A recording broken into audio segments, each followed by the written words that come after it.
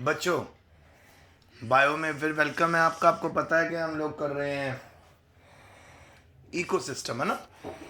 तो कल मैंने जो आपको क्वेश्चन करवाया था वो था जी फूड चेन की कंपोजिशन बताइए। तो आज जो मैं आपको करवा रहा हूँ वो क्वेश्चन है कि फूड वेब क्या है, कितनी तरह का अलग अलग फूड चेन्स इसके अंदर आपस में जुड़ी हुई होती हैं। सो आपको याद होगा कि थोड़े टाइम पहले ही मैंने आपको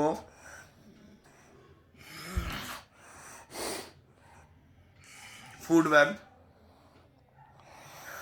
और फूड चेन में डिफरेंस करवाया था। फिर मैंने आपको बताया था ढेर सारी फूड चेन मिलके फूड वेब बनाती है ना। तो जब ढेर सारी फूड चेन आपस में कनेक्टेड हो जाती हैं तो वो मिलके बनाती हैं कॉम्प्लेक्स सिस्टम, ठीक है, जिसको हम फूड वेब बोलते हैं। फूड वेब में 3 तरह की फूड चेन पाई जाती हैं बेटा। 3 तरह की फूड चेन है। पहली है प्रीडेटर फूड चेन, फिर है पैरासिटिक चेन, फिर है सेप्रोफिटिक चेन। तो प्रीडेटर चेन है जो स्टार्ट होती है प्लांट से और small animals to large animals पर ख़त्म हो जाती है।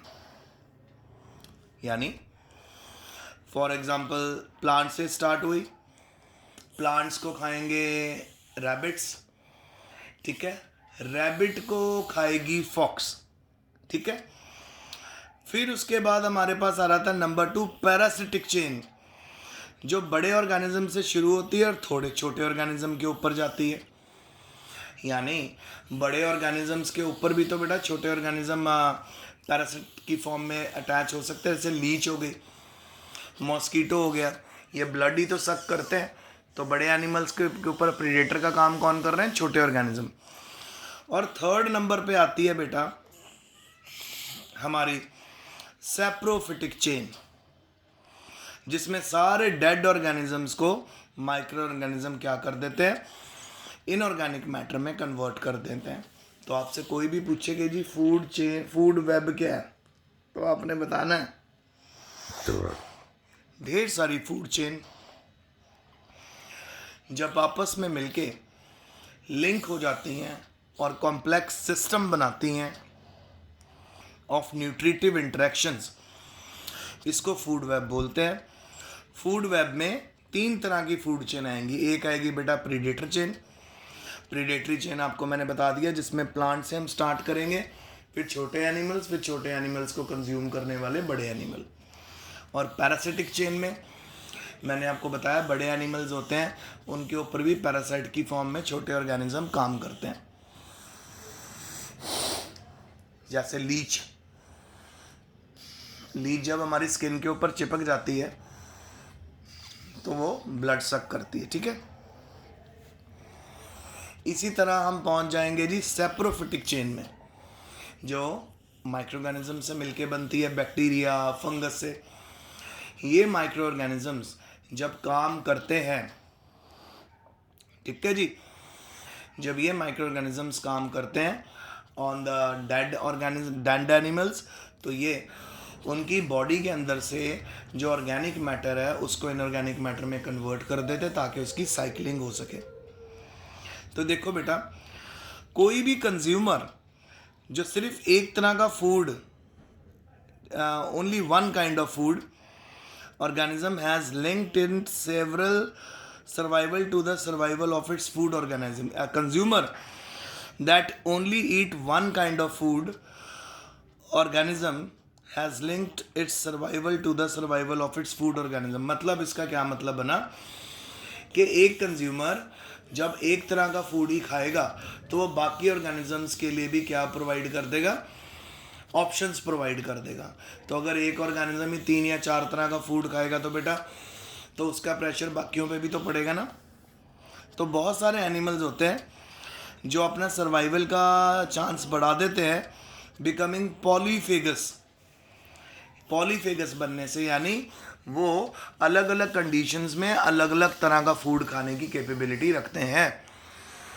तो जब इस तरह के ऑर्गेनिज्म आ जाएं जो पॉलीफेगस हैं, पॉलीफेगस का मतलब जो डिफरेंट काइंड ऑफ फूड खा सकते हैं, एक ही पर्टिकुलर फूड से उनका कोई लिंक नहीं है, ये नहीं है कि वो एक ही पर्टिकुलर फूड खाएंगे। जब इस तरह के ऑर्गेनिज्म अलग अलग तरह के फूड खा सकते हैं तो उनका सर्वाइवल भी इजी हो जाता है ना। कभी ऐसे होता है कि एक तरह का फूड ना अवेलेबल हो तो वो दूसरे फूड पे डिपेंडेंट हो जाएंगे, अगर वो भी अवेलेबल नहीं होगा तो तीसरे पे, सो ऑन ना। तो उनका सर्वाइवल ज़्यादा होता है, that is by feeding on many kind of food organism. अच्छा, कॉम्प्लेक्स फूड वेब्स जो होते हैं वो बहुत सारे अल्टरनेटिव प्रोवाइड कर देते हैं एनर्जी के फ्लो को, ताकि वो एक ट्रॉफिक लेवल से दूसरे ट्रॉफिक लेवल पे ट्रांसपोर्ट हो सके। तो अगर हम फूड चेन की बात करते हैं तो फूड चेन में लिमिटेड ट्रॉफिक लेवल्स हैं, और अगर हम फूड वेब की बात करते हैं तो बच्चों फूड वेब में एक से ज़्यादा बहुत ज़्यादा ट्रॉफिक लेवल्स होते हैं। तो आसानी से वहाँ पर एनर्जी फ्लो कर सकती है from one trophic level to another trophic level, ठीक है, इकोसिस्टम में।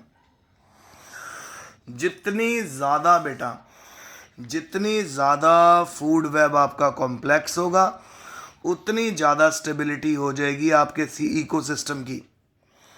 यानी एक फूड वेब में जितनी ज़्यादा फूड चेन्स आती रहेंगी उतना ज़्यादा वो चैनलाइज होता रहेगा, वो स्ट्रॉन्ग होता रहेगा फूड वेब।